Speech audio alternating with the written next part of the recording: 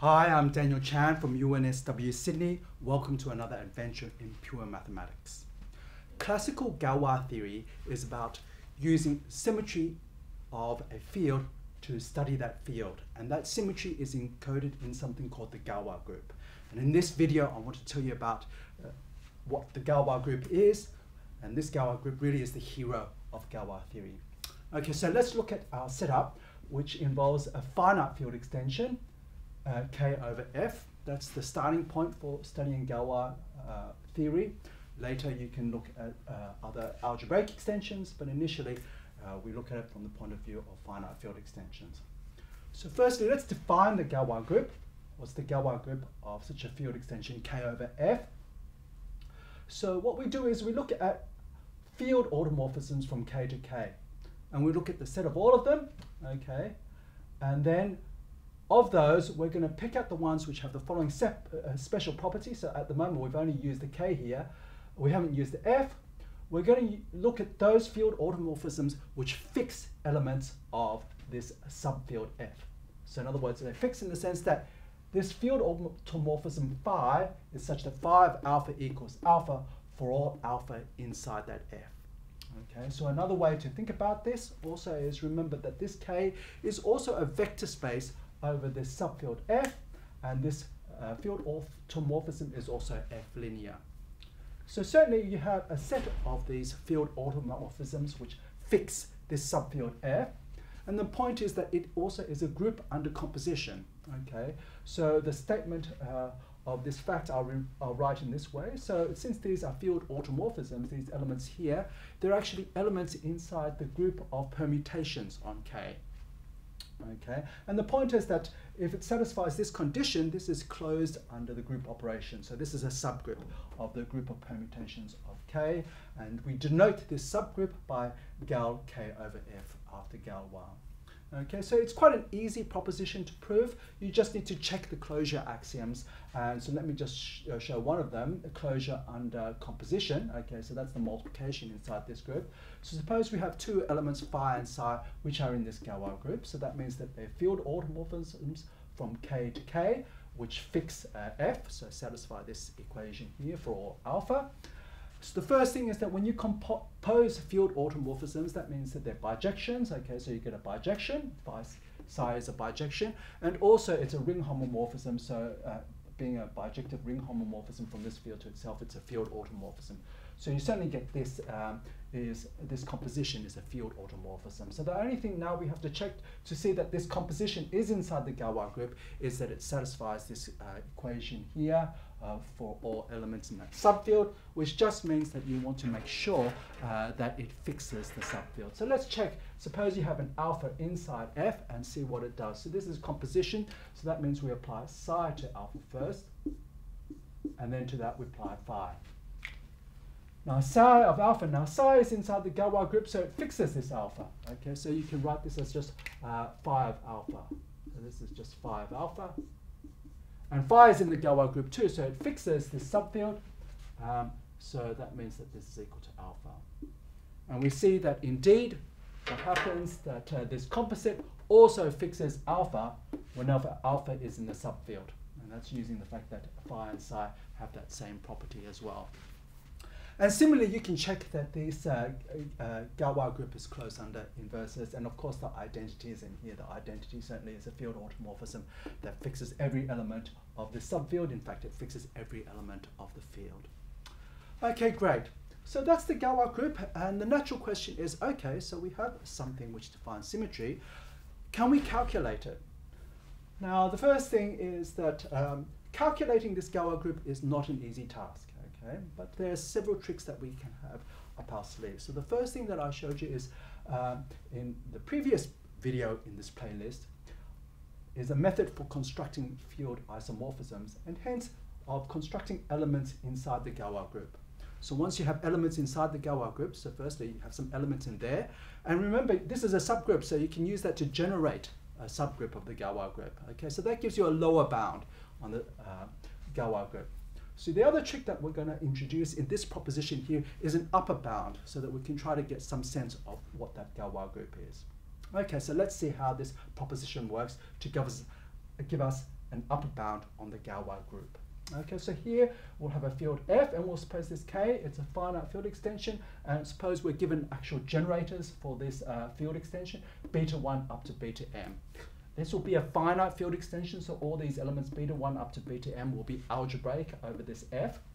Since they're algebraic over this F, they satisfy minimal polynomials, and these minimal polynomials, let's call them beta p1 up to pm.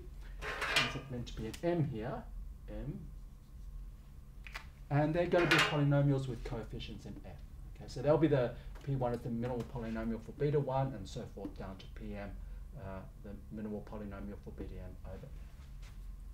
Okay, so what happens? Okay, so suppose you have an element of phi that's inside the Galois group. We want to restrict the possibilities of phi, and so restrict the size of the Galois group on the top. Okay, so we want to prescribe this. We want to restrict the possibilities. Well, the point is that this phi, okay, so this field could be infinite, and so you may think, well, there are lots of permutations floating around, but the point is that phi is completely determined by its values on these generators, beta 1 up to beta m. Okay, it's completely determined by them. So basically, to say what phi is, okay, if you know that you have an element of this Galois group, you just have to give these elements inside K. And the other thing, the rest of this proposition says that, well, the possibilities for what these phi beta i's are is also very limited. You can't map these phi beta i's just to any old element inside this K. Okay, what do they have to be? Phi beta I has to be a root of pi. So in other words, this beta 1, for example, is a root of p1, and this element of the Galois group can only send this root beta 1 of p1 to another root of p1. You can only swap a root of an irreducible polynomial to another root of that irreducible polynomial. Okay, so let's explain roughly why this is true. Actually, the proof is fairly simple, and it's rather nice, and it illustrates a lot of things about how Galois theory works. Okay, I'll just do the case when m equals 1. The case when m is general is similar. It just takes a lot more notation to write, but hopefully that's something that you can figure out by yourself. Okay, so let's just see what's going on. So what's the first part that will prove? The first part will prove is the fact that this phi is completely determined by the phi beta i's. Okay, so in this case m equals 1, so just by phi beta 1. Okay, so let's see what happens when phi acts on some element inside K. Okay, so K here is generated by f over f by just beta 1, so it's a polynomial in beta 1. So let's suppose polynomial is alpha 0 plus alpha 1 beta 1 all the way up to alpha n beta 1 to the n. So these alphas are just elements inside your smaller field f. Okay, and so I claim that, well, phi is completely determined by phi beta 1. So let's see what phi does on this alpha. Let's see what phi of alpha is. We'll make that calculation, see what happens. So what do we need to use? We need to use the fact that phi is a field automorphism. In particular, it's a ring homomorphism. So that means that it's going to preserve polynomials. It preserves addition, it preserves multiplication, so it preserves polynomials. So I just need to apply phi to each and every single one of the alphas and betas here, okay, and take the corresponding products and sums, okay. So you need to take phi of all the coefficients, alpha 0, alpha 1, alpha 2, up to alpha n. But they're all inside my small field f, and phi, being in the Galois group, has to fix all of them. So we just have all of them there. And then phi also you apply to all the beta 1s, which occur in power. So that means that basically what you get when you apply phi to alpha 0, you just get alpha 0. When you apply phi to the second term, you get alpha 1 times phi of beta 1. And you keep going until you get to the last term. Phi of alpha n is just alpha n. And then phi of beta 1 to the n is just, you can just apply phi to beta 1 and pull out the power, because phi is multiplicative. And you can see that this expression, it doesn't matter what alpha is, okay? How is it a function of this alpha? Okay, so so you're given these alpha i's, okay? So to determine what it does, okay, what this value is, okay, you just need to know what 5 beta 1 is. Once that's given, okay, its value, 5 alpha, is completely determined. Okay, okay, so whatever its value, if you know what 5 beta 1 is, then forces 5 alpha to be this expression here. There's no choice.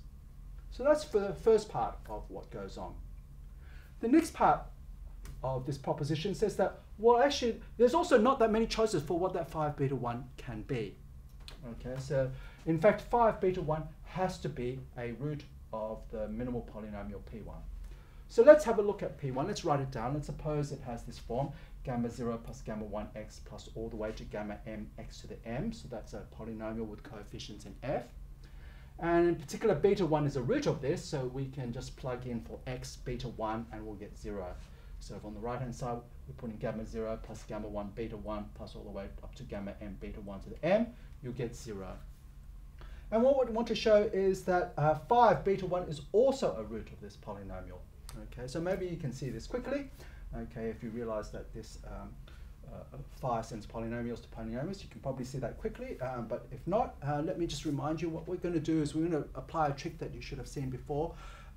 Remember, if you want to show that if you have a complex root of a real polynomial, its complex conjugate is also a root, what do? You take an equation like this one here, okay? You have a complex root of some real polynomial, and you apply conjugation to it. So in this case, we're going to apply exactly the same trick. We're going to apply an element, this element of the Galois group, phi, to this side, and what do we get? When we apply phi to the left, okay, phi of 0, it's just 0, and when we apply phi to the right, we do something similar to what we have here. All these coefficients gamma are inside the small field, so phi of them will stay the same. They're just the gamma, so you get gamma 0, gamma 1, all the way up to gamma m.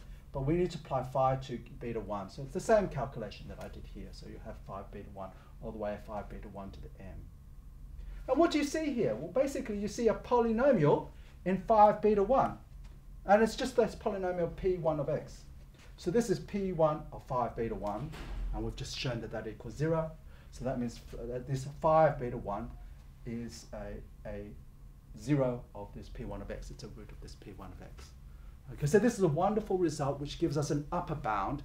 Okay, it really caps the size of this Galois group. So just to reiterate what happens here, if k is generated by over f by beta 1 up to beta m, okay, what can the elements of the Galois group do? Well, firstly, they're completely determined by their values on these generators beta 1 up to beta m. And all it can do is it can send this generator, say, beta 1 or whichever one, okay, which is a root of its minimal polynomial P1 to another root of that minimal polynomial. Okay, that's great, and already that allows us to calculate some Galois groups. So let me just show you how that works in a simple example. So firstly, of course, I motivated this by looking at conjugation and Galois theory. So in the first example, let's see what is the Galois group of the complex numbers over R. And the way we'll use this proposition, of course, is we'll see the complex numbers. In fact, you should define it this way, as the reals are joined to this square root of minus 1i. Okay, so what do we see? So firstly, we know that conjugation is an element in there. So if you look at the group generated by conjugation, okay, so I've called the sigma rather, the conjugation. So that's a map from C back to C. I've used this arrow back to itself to say from C to C. Okay, so that gives you a subgroup of the Galois group. If you use this proposition, so that's a lower bound on the size of the Galois group. You know that it at least contains the group generated by conjugation, which is an order 2 group. But what about this upper bound? So we've got it in this form. This C is written as R join something. And the minimal polynomial here is just, of I is just x squared plus 1. Okay? So all the, any element of this Galois group, okay, or it's completely determined by its value on I. And where can it send I? It can only send I to other roots of the minimal polynomial. But there are only 2 roots, I and minus I. So they're precisely the 2 elements of the Galois group. If I goes to minus I, that's conjugation. If I goes to I, of course, you just have the identity. Okay, so here we've quite easily calculated what is the Galois group. So let's have a look at another example. So in the previous video in this playlist, I looked at the splitting field of x cubed minus 2 over q. So just to remind you what that is, this splitting field is you just adjoin to Q the 3 roots of x cubed minus 2. Okay, and that's also equal to adjoining just the real cube root of 2 and also a primitive cube root of 1. Okay, and one of the things that we saw in that video on constructing field isomorphisms is that you can actually construct elements of this Galois group, so automorphisms of K, and certainly they'll fix Q because any field automorphism that contains Q has to fix 1, and hence all of Q, hence 1, and hence Z, and hence all of Q. Okay. So one of the things is that you can construct field automorphisms which swap any of the 2 roots. Okay. And if you can swap any 2 of them, then you can compute them in any way that you like. So there are all these Galois. So the elements of here are sometimes called Galois automorphisms. Okay. So let's have a think about what happens. So let's write this K in the way that's suggested in this proposition. As in this case, Q adjoin the 3 separate roots. And the only thing that you can do is you can set these 3 separate roots to other elements of the minimal polynomial. But this is a minimal polynomial, so it can only swap the roots. Okay. So immediately you see that actually this Galois group has to be a subgroup of S3. Okay. The subgroup of the permutation group on those 3 roots. Okay. So that's good. That gets us a lot of the way there to understanding what this Galois group is. And the point is that actually you can do any swapping, any permutation of these 3 roots that you like. So that means that the whole non-commutative group S3 here. Okay, so that's rather nice. Okay, so to finish off this video, I want to talk about an extremely important example in number theory, and that's the cyclotomic fields. To do that, let me just introduce firstly this complex number zeta, which is a primitive nth root of unity, e to the 2 pi I on n. We'll just fix that to be simple. Okay. And so what we'll do is that, of course, this is a root of x to the n minus 1. And what we want to do is we want to look at the splitting field, k, of x to the n minus 1 over q. And that's called the nth cyclotomic field. Okay, the nth cyclotomic field. And you can write this in many ways. So the easiest way is that, well, what are all the roots of this? All the roots of this are just all the powers of zeta. And so that's actually q adjoin zeta, if you like. But also, you could pick any primitive root that you like. Okay, so if you have j is anything which is any integer which is co-prime to n, okay, so it satisfies this condition, then it's q adjoin zeta to the j. That's also true. Okay, and in this case, actually, you can also calculate the Galois group. And I don't want to give you the proof in general, but I want to tell you the answer in general. Okay, and it's a really, really beautiful answer, what it is. And it really captures a lot of interesting mathematics. Okay, so I want to look at this Galois group G, which is the Galois group of K over Q for this cyclotomic field extension. And so this is a group, and it's a group that you should have seen before. So what we're going to do is we're going to look at this group, this ring actually, the ring is Z mod n. Okay, so nz is an ideal inside Z. Okay, so I'll write it as Z mod n. That's a ring, and given any ring, you can look at the units inside there. Okay, all the elements which have an inverse. Okay, so that's why they have the cross there. So this is a group. Okay, and I claim that this group is isomorphic to this one, and I'm also going to tell you the isomorphism. It is going this way. Okay, so let's see how this works. Okay, so suppose you have a coset inside here, and this is invertible. So I'm going to give you an element of the Galois group. So it's going to be something phi from k to k. And I guess to lock it in, all I'd have to do, since this k is q adjoin zeta, remember from this proposition, I just have to tell you where zeta goes. So where does zeta go? So it has to go to another root of the minimal polynomial. Now, I haven't said much about what the minimal polynomial is, but it has to be certainly another root of this x to the n minus 1. And it's going to be zeta to the j.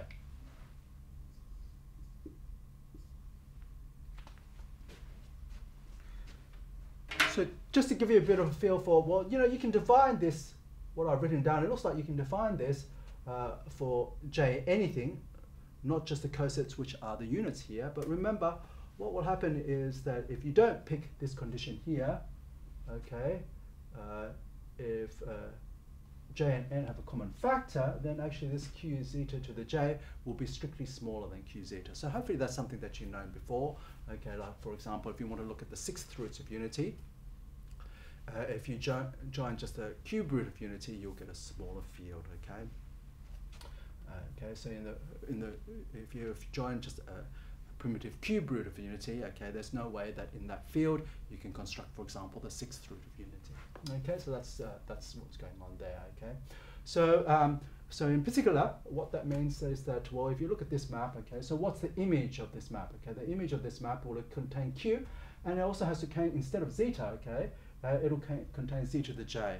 So it's q adjoint z to the j, but that is the whole of k. Okay, so that's one way to think about that. This is a sensible sort of example. Okay, so another way, the thing that you can do is, if you want to try to come back, okay, in this direction, well, what you can do is you can say, well, this is an element of the Galois group, so we know from this proposition that it has to send this zeta, okay, to another root of the minimal polynomial. So certainly at least be a element of a root of this x to the n minus 1, so it has to be another root of unity. And in fact, that number, of course, you can write modulo n, okay, because if you change this power modulo n, you'll get the same complex number here. And you can check that the only possibilities that you can have are the ones where j is relatively prime to n. Okay, so that's how you get that map back. I don't want to prove this in general, but I do want to prove it in the case n equals prime. It's actually quite complicated when you do it more generally, but this is like already a very interesting and important case. Okay, and there's a little bit of a trick involved to what happens. Okay, and the key thing that's a little bit subtle, if you haven't seen it before, is what is the minimal polynomial of this zeta? And in the case n equals prime, there's a wonderful little trick that I want to make sure that you know about.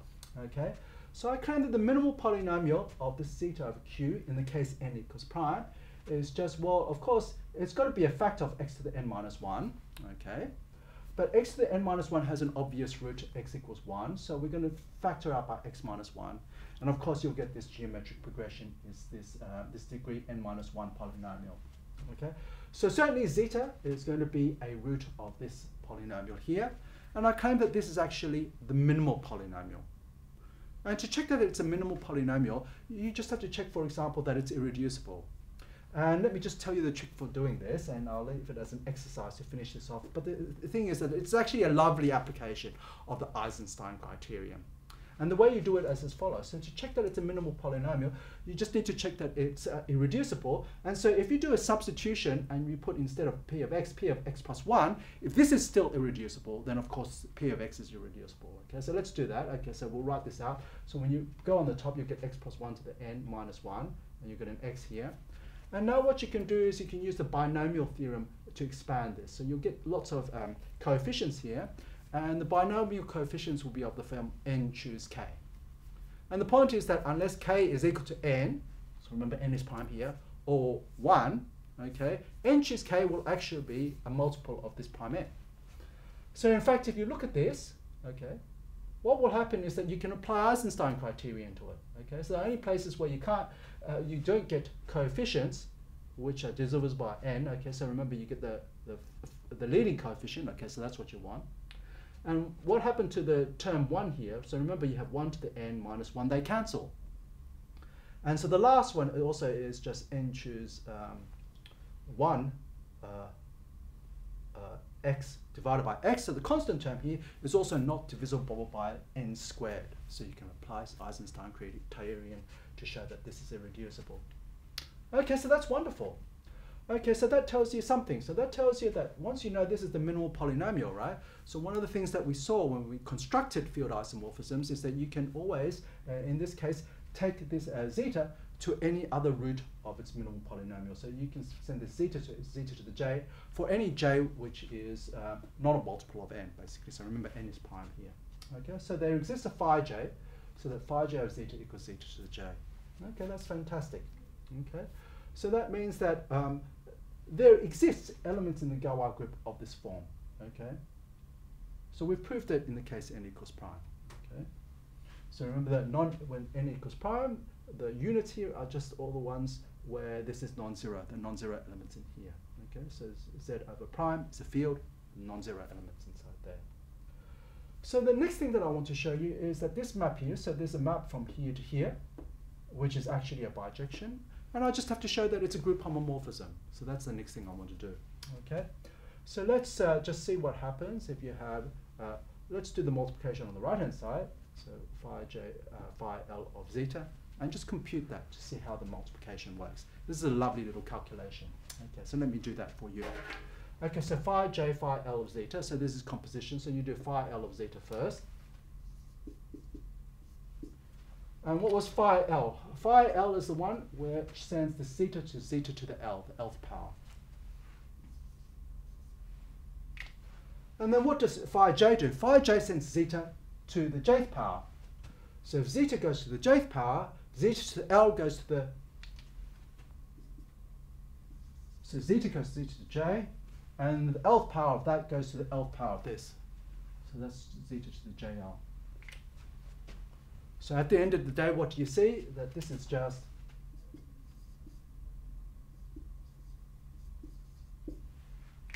phi of jl zeta. Okay. Here you're multiplying integers here, so, and of course you only care modulo n. So really, that's just the multiplication that you see here, and that's why you have a group homomorphism. So this is a really lovely result which allows you to calculate this Galois group. Okay, so it's got precise information here. Okay, this is quite an easily understood abelian group. Okay, and you can analyze this in lots of ways. Okay, so we've got the Galois group. So how do we use this symmetry? So one of the things, remember, that I told you about in the first video in this playlist is that Galois theory often uses symmetry so that you can do things like calculate minimal polynomials. And it gives us a very, very different way to look at this whole problem of calculating a minimal polynomial. So I want to give as an application this particular question. Suppose you look at 2 cosine of 2 pi over z. Okay, so that's some real number, but it's not rational. I'll call that alpha. And I want to find the minimal polynomial of this over q. Okay, so that's the task. And there are lots of ways of doing this. Okay, so I guess you can try to use various trigonometric identities to work out what is the a polynomial that this satisfies. You can also use complex numbers, and we'll use complex numbers, and quite specifically we're going to use this cyclotomic field. Okay, so the answer is going to use q adjoins zeta, where this n here will be 7. So I'm going to join 2 pi I over 7. And of course the reason why is that if you look at this zeta and you look at its complex conjugate, zeta inverse, add the two together, you get twice the real part of that. So that's this alpha 2 cos of 2 pi over 7. Okay, so that's the first thing we're going to do, is we're going to use this, and we're going to use the power of the Galois group to give us our answer. Okay, we're going to also need a little fact, which is something that we used before when we looked at determining irreducible real polynomials. Okay, so this is the little fact that's going to be useful and is a very, very important thing in Galois theory, and I just wanted to kind of prep it up at the moment. Okay, so let's see how that works. So suppose you have beta here is inside the cyclotomic field extension. My question is, when does it actually lie inside the subfield Q?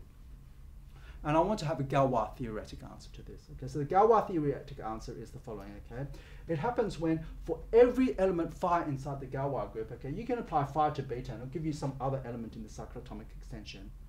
But if at the end of the day all it does is that it doesn't do anything, it fixes it, then you must have been in this smaller field. Okay, so one direction is obvious. Okay, so if phi is inside the Galois group, okay, it has to fix everything inside this Q. So phi beta equals beta. Okay, so certainly if a beta is in Q, then this is going to hold. Okay, just by definition of the Galois group. And the point is that in this particular case, the converse holds. So when the converse holds, it's going to be a very important thing in Galois theory. Let me just give a rough reason for why this is true. Okay, so let's consider this element beta, and remember every element in beta. Okay, so what is this field? Okay, this field you can think of, if you want to sort of like pin it down as a set at least, is just linear combinations of powers of zeta, and you can write it uniquely in this form: alpha 0 plus alpha 1 zeta all the way up to alpha n minus 1 zeta to n minus 1. Where here n equals 7, so I could put 6 there, okay, for n minus 1. Okay, so that's because, well, we know the minimal polynomial of this is going to be 1 plus x all the way up to x to the 6th in this case. Okay, and so that's going to give us a basis for this field over Q. It's generated by 1 zeta all the way up to zeta n minus 1. Okay, so let's apply some element of the Galois group to this, and we know all the elements of the Galois group.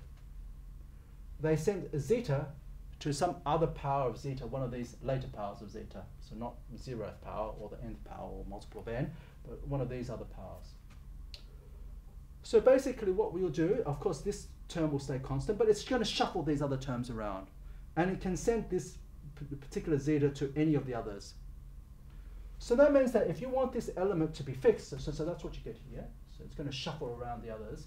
If you want it to be fixed, that means that in all the possible shuffles, of course, all these have to be the same, except for the first one, well, that could be anything, okay? So it's going to be the same up to the first one.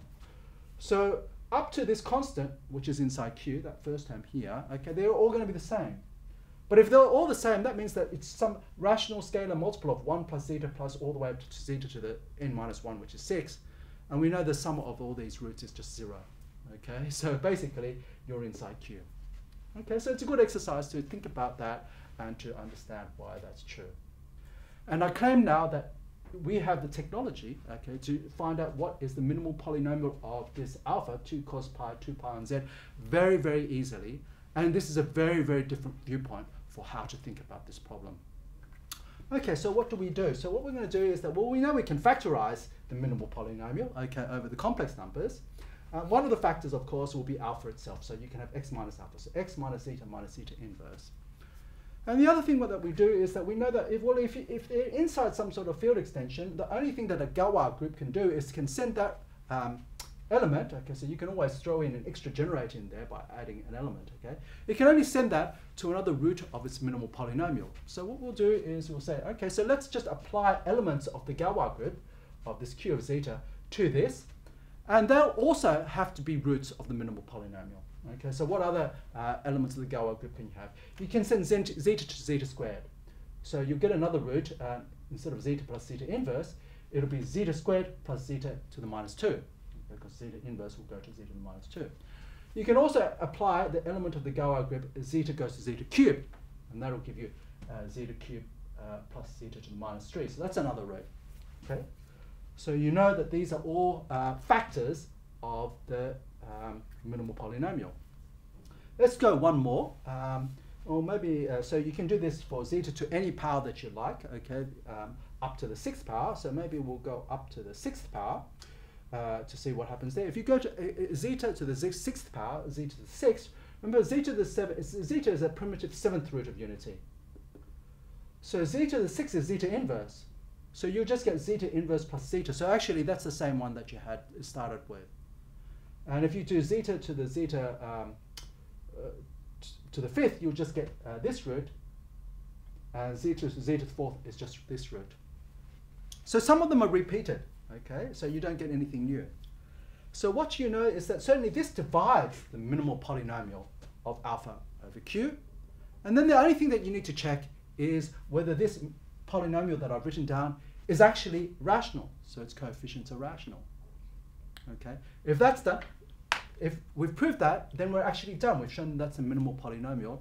And we found a very, very elegant way to find that minimal polynomial. That's the thing that's really interesting about the Galois theory. It gives us a lot of ways of dealing with that. Okay, so let's just see why this is a rational polynomial, and that's where we're going to use this fact here. Okay, so what we're going to do is we just have to say that all the coefficients are rational of this polynomial, and to check that all the coefficients are rational, we can use this trick here. We just apply all the elements of the Galois group to the coefficients and show that they are fixed. Okay. Of course, applying the elements of the Galois group to all the coefficients is the same as applying the Galois group to the whole polynomial, because applying to the polynomial means applying it to the coefficients. So let's apply the elements of this Galois group to this polynomial. And what do we do? Well, of course, if we apply, for example, the element of the Galois group zeta goes to zeta squared, that will just send this factor to this factor. Okay. And in fact, you can see because we have an orbit of this alpha, zeta plus zeta inverse, under this Galois group, all it can do is just swap factors, and so the polynomial remains the same. It's a fixed polynomial, in fact, under the Galois group. Hence, all its coefficients are fixed under the Galois group, and hence, by this fact, they're actually rational. And this way, we've seen how the Galois group can be used quite easily to find the minimal polynomial in this case. I hope you enjoyed this adventure in pure mathematics.